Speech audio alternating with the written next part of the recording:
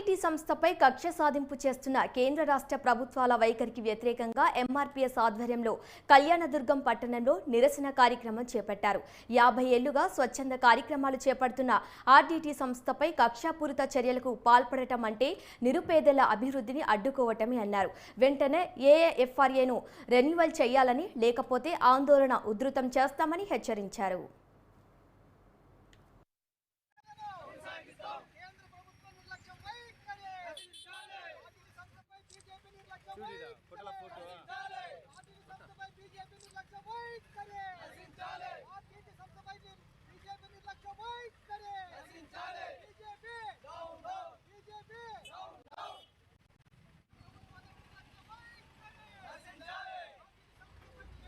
భారతదేశంలో ఆంధ్ర, తెలంగాణ నుంచి ఆర్డీటీ అత్యధికంగా పేద, బడుగు, బలహీన వర్గాల విద్యార్థి, అదేవిధంగా ఇది ప్రభుత్వేతర సంస్థ.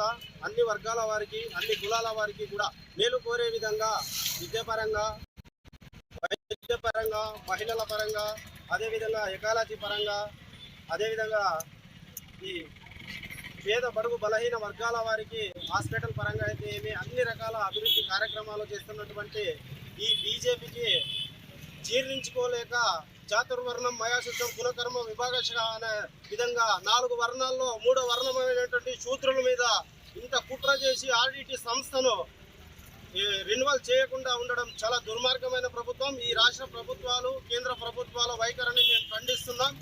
ఇది ఇలానే కొనసాగితే పెద్ద ఉద్యమాలు చేపట్టి అన్నలు చెప్పినట్లుగా అమర నిరాహార దీక్షకైనా సిద్ధంగా మేము ఉంటామని తెలియజేస్తున్నాం.